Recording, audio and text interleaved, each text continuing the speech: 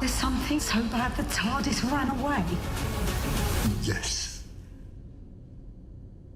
Then we go and kick its ass!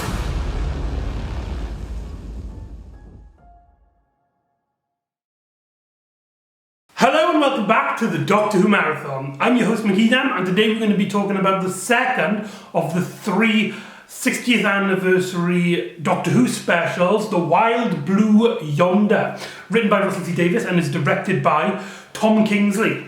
This story in the marketing was kept heavily secret, as opposed to the other two specials, The Star Beast and The Giggle. So in the build-up for this episode, nothing was talked about like the detail of the story.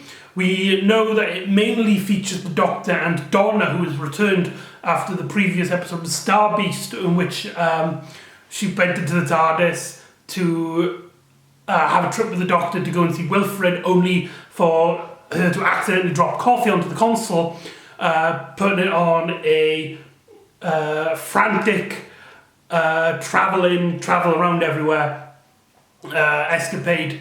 And that's how we lead into this story. So it leads on to the cliffhanger from the previous episode, and that's pretty much all we knew about it. And so this contains spoilers. This contains spoilers for anyone who hasn't seen the episode yet. Although there have been talks about why they kept it a secret and the decrement of that. Despite the viewing figures, I believe, being roughly the same as the previous episode, a lot of people did build this up in their head massively, with people thinking that Peter Capaldi and Matt Smith were to return. Spoiler warning, they don't. But yeah, it's interesting in that regard. So yeah, we are going to talk about spoilers in this story, in this video.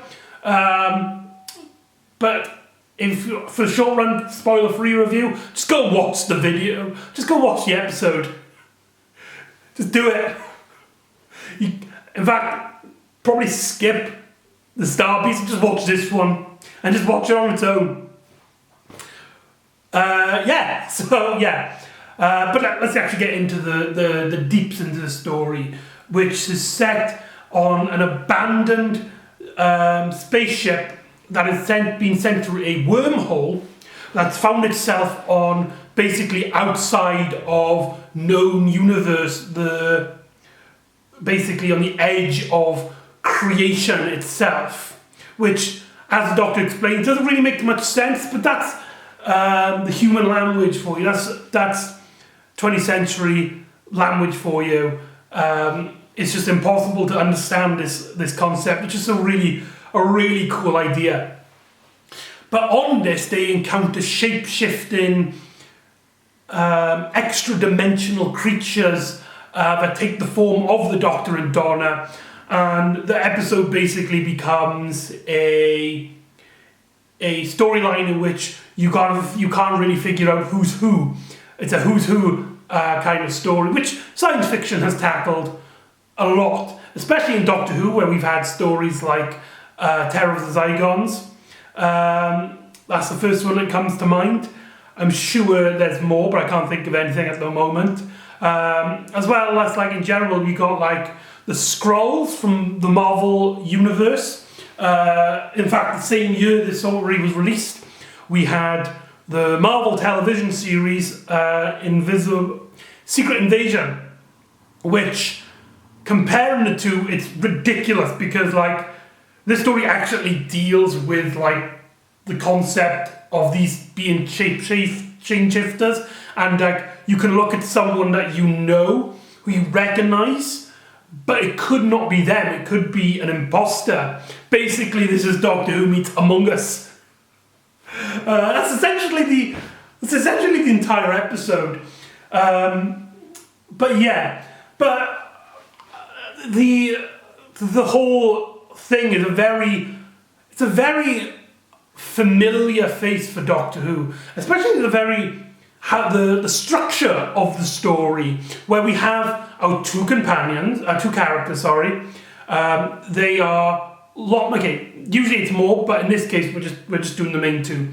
They are locked in a spaceship or a very confined space.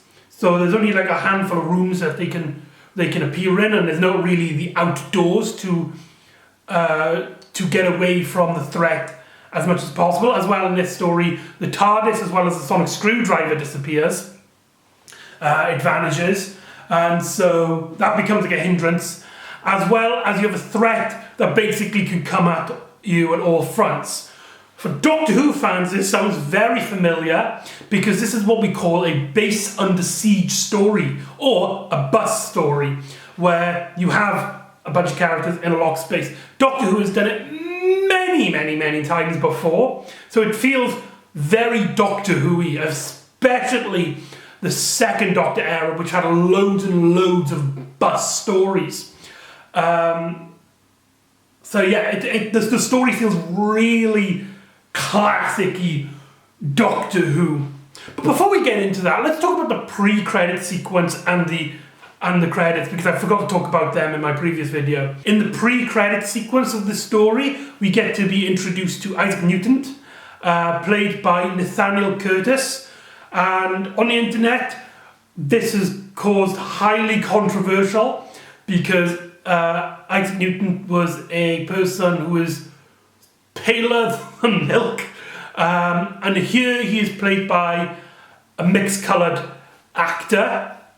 I couldn't care less. I couldn't care less. He appears in the story for like 2 minutes.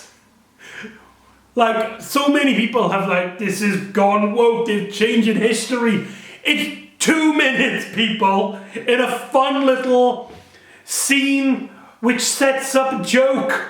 That's it. Although I will say I am particularly, the casting thing aside, just take this as its own little beat. I'm not really a fan of this pre-credit sequence. It kind of takes away from what becomes in the story a claustrophobic horror story. You started off with this really weird, really light and upbeat little segment where the characters get introduced to a famous historical figure who, let's be honest, should have his own Doctor Who story dedicated to him.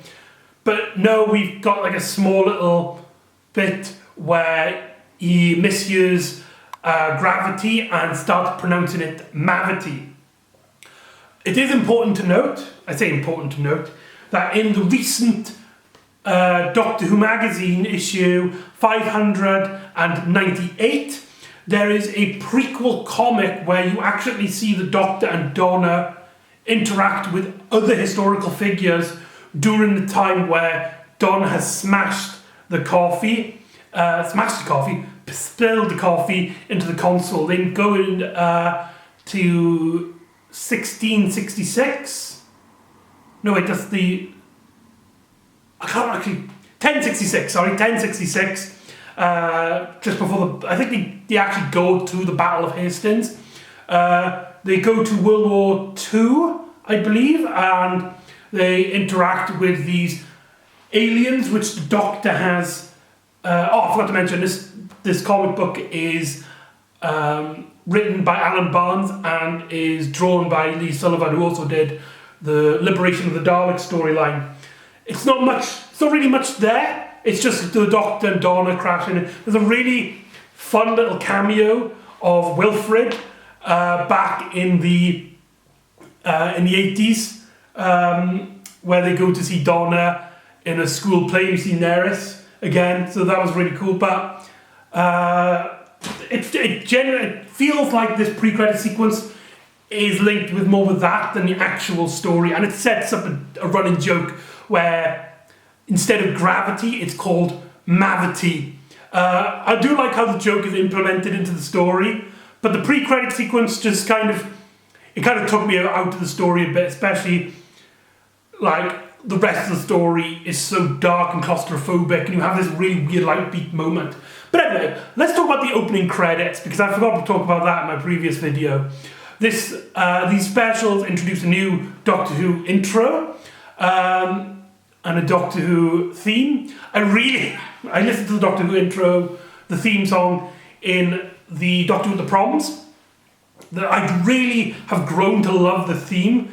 The intro itself, I have mixed feelings on.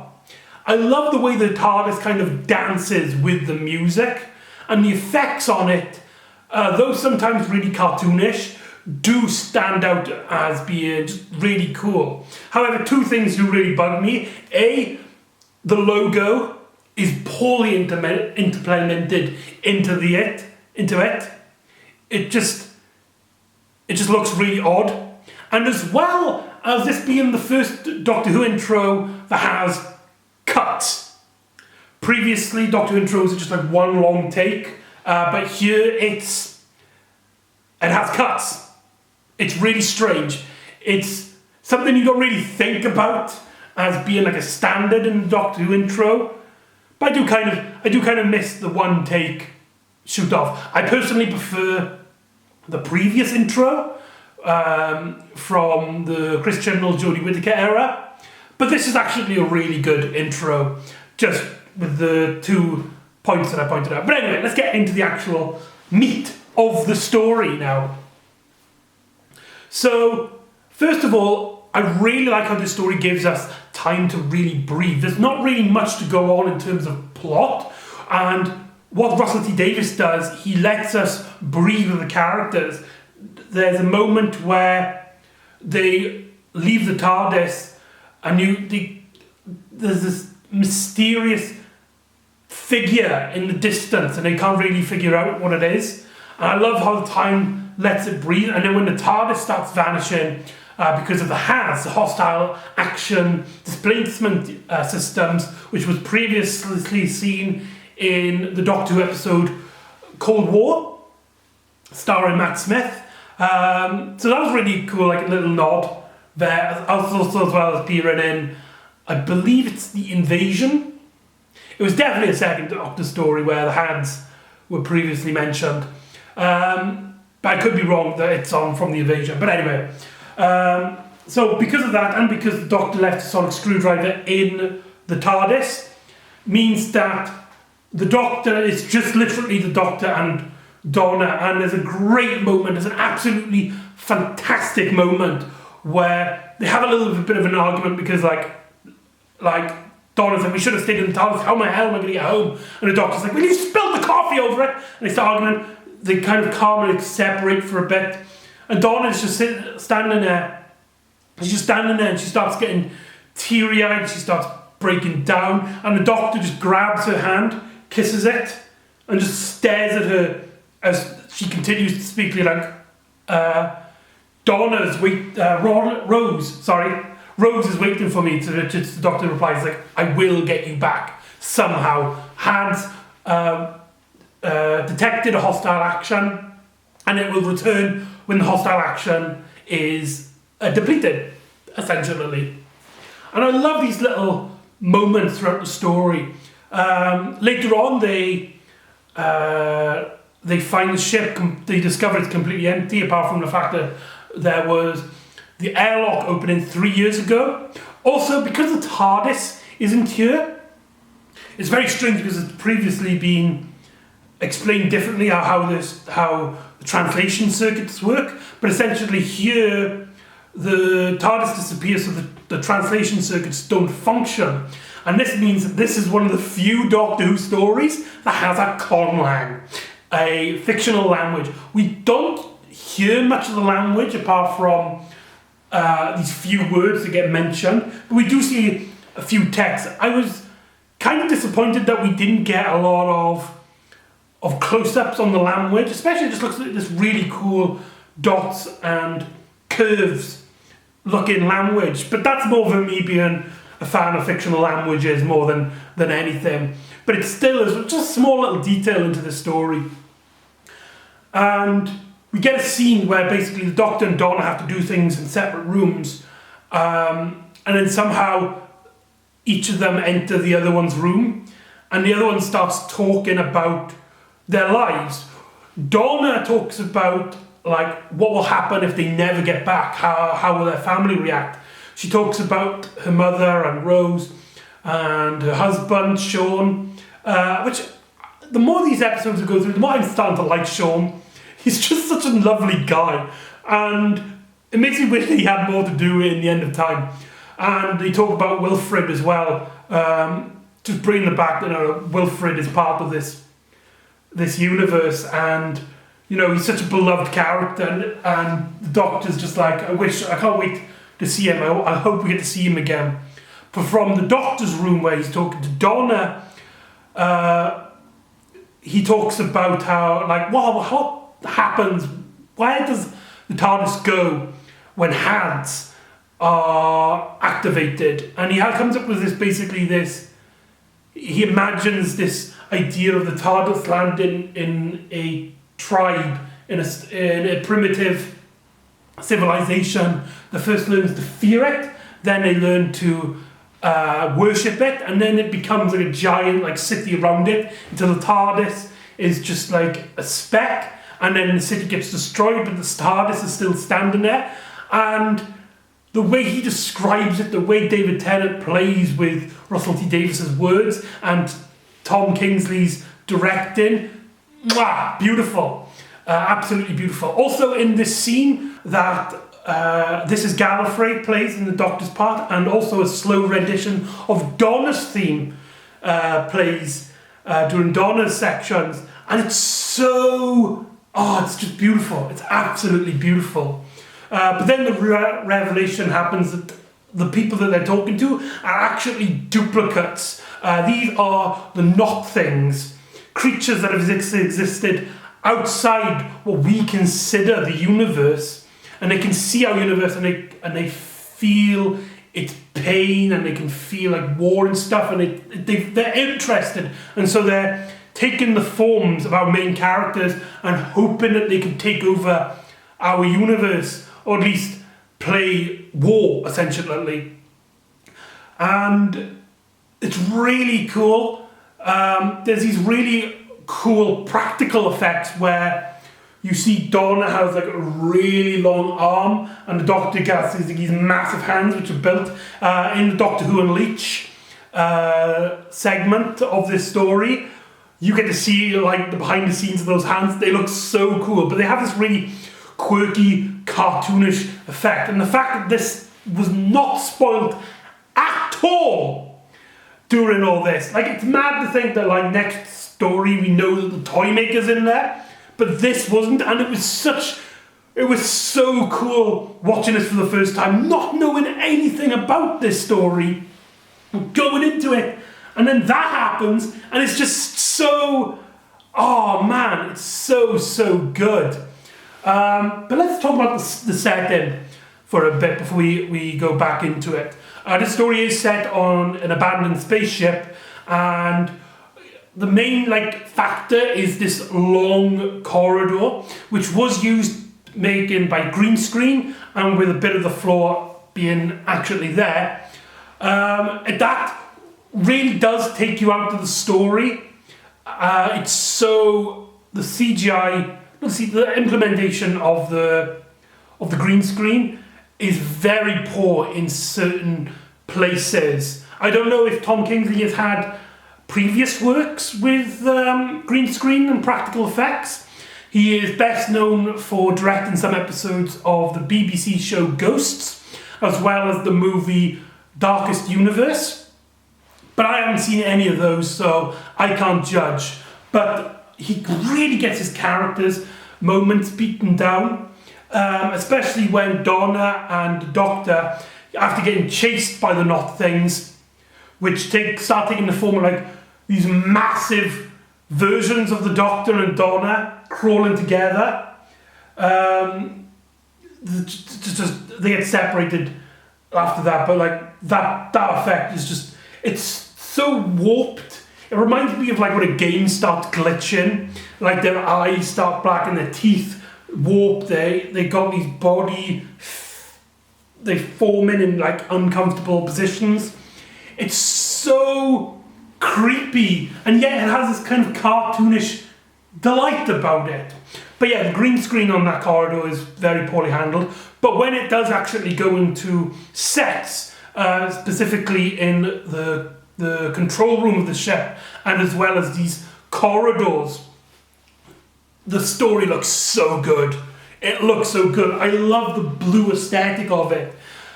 Previously in the Star Beast video, I did mention that that story had a very Series 7B Peter Capaldi vibe, with the colours being so darker, but yet also cinematic. And this story not only continues that, but I think perfects that kind of look. It reminds me a lot of segments of Hyde, as well as some segments from Cold War. So that's really interesting. But anyway, in the story, they get separated, but then they get reunited. You see two different reunions, and what's really great is that the story really takes advantage, because it does not deal with a lot of plot elements. It does let these moments breathe, and you actually are, as a viewing audience, trying to figure out which one's the real Donna and Doctor, and which ones are the fake non-things. Sorry. In one segment, Donna starts talking about where she is born, whilst in the other segment, the Doctor gets to talk about when he was born. It is established in the story that these characters can read minds. The non-thing Donna knows about Gallifrey, and the non-thing Doctor knows about Wilfred and Donna's family. And it is here where one of the Donnas basically is like, but you're not from Gallifrey. When I was the Dr. Donna back in the Star Beasts, I gained some bit of your memories, and I know that you are not from Gallifrey, and also you have this overweighting guilt about the flux. This is a reference to the 13th Doctor, specifically her final series, The Flux. And as a 13th Doctor fan, that was really cool, and I love how it's implemented into the story. It's a reference, and it really hits home to the Doctor, an emotional side that we've not seen in a long, long time. But it doesn't take you out of the story. It keeps you in it. It more invests you in this story, because not only does, it means that they know about this segment, and these villains can really get to the heart of these characters. But it also just because the Doctor is one of the facto characters in this, and having this hurt to him really puts him at a disadvantage, which obviously it's revealed then that this Donna is the non-Donna. Non-Donna, I like that. I'm going to use that. Non-Doctor and non-Donna. But the thing is about this scene, it's nothing against this story, but that's not how it happened. In this story, it's stated that because of the flux, half, or at least a majority, at least some part of the universe is now completely wiped out, never to return. And the Doctor has his heavy guilt about it. But in Flux, essentially the entire universe, with the exception of Earth, is destroyed. And also after that story, it's never brought up again since this point. So it's just, it makes you wonder, in that story, is did they just fix the entire universe? To which the story basically reveals that no, there is a thing, and the Doctor feels heavily guilty about it, and it's so cool. But this does actually bring into an actual criticism with this story, is that the Doctor gets some really great moments. He gets this scene, there's another bit later on where he's just screaming, he's shouting, he's da-da-da-da. And there's another bit where he basically tricks the monsters by putting salt. And it's because after the four of them all basically meet later on, and they reveal who's who. I really like the story has two scenes start off with where you have two of them interacting and you don't know which, and then later on they get separated again and they all come back and nobody knows who's who, and that's really cool. And they basically reveal one of the things these creatures can't copy is the concept that basically humans can believe two things that contradict each other at the same time. So the Doctor gets a pit of salt and he puts it onto the floor, and he basically becomes like the smart man of the story, coming up with solutions and stuff. But it does mean that Donna, with the exception of earlier on in the story where she's very concerned that she's not going to see her family again, and then later on when she just starts asking questions like why scare us, what's that banging noise and stuff, Donna really doesn't get much to do. And even though I think in this story it's enough, because she is a companion, and I think not every story needs to focus on the companion or the Doctor. It can take time, because this is one of 3 specials. Putting it in the concept of specials, the story still, I don't think, justifies why Donna's returned and retconning the ending of Journey's End, and why the 14th Doctor now looks like the 10th Doctor. The story still doesn't justify that, and I think that these specials aren't holding up for why these decisions were made creatively. But in terms of this one-off, it's really cool to see. It's still really cool to see in this one-off. Like, if the story was set just like in series 4, it would really wouldn't be any issues here, I think, on that regards. And the solution essentially is that they find out that the original captain killed herself because she realised that basically she's getting converted. The non-things are going to take over her, and she basically built the ship to be a giant bomb, but she did it very slowly so that the creatures don't figure it out. Yeah, it doesn't really make much sense. Like, she thought about the solution very slowly, which explains how the creatures couldn't read her mind, because the adrenaline is what makes their brainwaves so easy to read. So, like, just making the ship slow doesn't really solve anything. But it does lead into this action scene, which, because of the green screen, is really poor. It is one of the weakest parts of directing in this story. Though, like I said, Tom Kingsley's directing it throughout most of the story is very well handled. I really love the simplicity of his directing for the majority of the story. But that chase scene at the end is really poor. Though I do really like the bit where David Tennant just flings Catherine Tate. I do love that's usually like one of the best parts. We get a moment where the Doctor accidentally picks up the wrong Donna after the TARDIS returns, in a bit which makes you think that Donna's going to die. I have a fan theory that he knew that was the non-Donna, but because he was so hurt from that scene earlier where she tries to connect with him about the Flux and the Timeless Child events, only to laugh in his face of his pain and his pittiness. But he did that so he can deliberately just be in the cause of her death by throwing her out of the TARDIS in this really weird bit where the ramp flies up and Donna comes in. But yeah, that's how the story ends. With the exception of a final cliffhanger moment where we actually get reunited with Bernard Crimmins in his last appearance before his sadly passed away. It's great to see Wilfred in this segment and to have a story where Dawn has been missing her family for so much of the runtime, getting reunited with probably one of the fan favourites and a beloved character in the Doctor Who universe is so really cool to see. So that was just so cool. Before everything just goes mad, leaving into a cliffhanger. And that is Wild Blue Yonder.